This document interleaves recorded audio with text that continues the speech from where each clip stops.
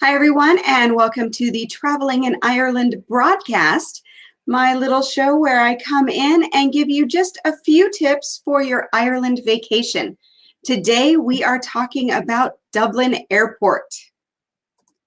So, hi, everyone. My name is Jody Halstead, and I am the owner, writer, and podcaster behind Ireland Family Vacations and the Traveling in Ireland podcast.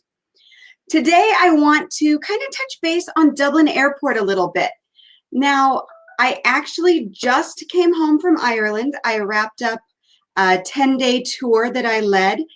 And again, coming home from Ireland, I saw people missing their flights.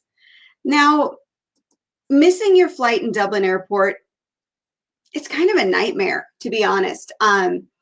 While you may not mind spending another day in Ireland, when you're ready to come home and you need to get back to life, the last thing you want to do is miss your flight. Now, what I noticed and what I've noticed over the years is that people just don't give themselves enough time at Dublin Airport to get through all the security. So today I'm going to kind of run you through that a little bit. And then I'm going to answer some questions that I get about Dublin Airport all the time. Now, Dublin Airport, when you arrive, is very easy to navigate. You get off your flight, you just follow the signs for immigration and baggage. You wait a few minutes, you get your passport checked, and you're through. Really, really easy. But it's leaving Dublin Airport that's hard.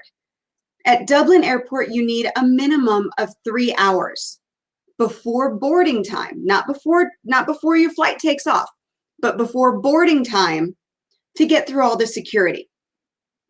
Now, when I went through this past weekend, it took me 1 hour and 20 minutes. And I don't want you to think that the 3-hour number that I'm giving you is a complete hoax because it only took me 1 hour and 20 minutes. Because I was traveling business class, so I had expedited check-in. Because I was traveling business class, I also had expedited security, and I have global entry, which once I get past US security, then I zip right through customs. So it took me 1 hour and 20 minutes with expedited clearances. So you know that it's going to take at least 45 minutes, 60 minutes, sometimes more, if you don't have those clearances to get through Dublin Airport. And here's why. At Dublin Airport, first you go through your check-in for your flight. The crowds there are horrendous. Dublin is actually a really small airport, and it serves the majority of flights going in and out of Ireland. So they take care of a lot of their security screenings at check-in. So you're often asked where you've been, how long you've been there, what you did on your trip, and you'll be recounting your trip for somebody. And so is everybody else in that line. So your flight check-in can take anywhere from half an hour to an hour. So that's your first step, just to drop off your bags and get your tickets. So you've got that. And then you have security, which depending on the day can take you anywhere from 20 minutes to 40 minutes. And then you're into what they call the loop. So after you clear the first security screening, you're in the loop, which is the place where you drop off your tax-free VAT, your VAT. It's the place where you can do some tax-free shopping. And I will say that the Avoca there in the loop is quite nice. And if you didn't get any Irish whiskey, there is a very nice whiskey shop where you can do all kinds of tastings. So there's that. Now, even if you're skipping all the shopping in there, it's still going to take you 15 to 20 minutes, depending on how busy it is, to take care of your VAT. And then after you're out of that area, you have US screening if you're flying to the US. Now, the only place I've ever flown to out of Dublin is the US. So I'll touch on that just a little bit more in a few minutes. But so you have that screening as well. So you go through US screening, which is just almost exactly the same as the screening you went through at the beginning, where you're taking off your shoes and taking off your belts and taking out your computers and putting everything and going through a metal detector. So you're doing that security screening twice. The only difference with the US screening is that you're not walking through another metal detector. You're only putting everything on the boards and going. Okay, so you have to get through that. And depending on the line, that can take you anywhere from 45 to 60 minutes. And then after that, you're in the customs line. And again, depending on the line, that's going to take you up to half an hour, possibly a little bit more. So getting through Dublin Airport to fly to the US, you need 3 hours minimum before boarding time. So just plan that into your day. Go ahead and just, and I know being in an airport is awful. But I've seen too many people miss flights because they just did not plan enough time. They think they're going to zip right in, and it's not going to happen. Okay, so 3 hours minimum when you are departing Dublin Airport for the US.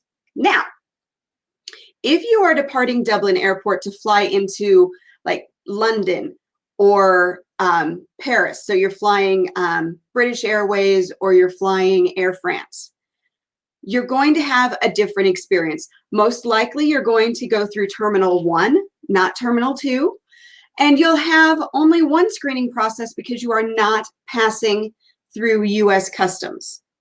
So you're actually going to go into London and then you're going to have things there, or going to France and have things there, or you'll have customs on the very end when you get back to the US.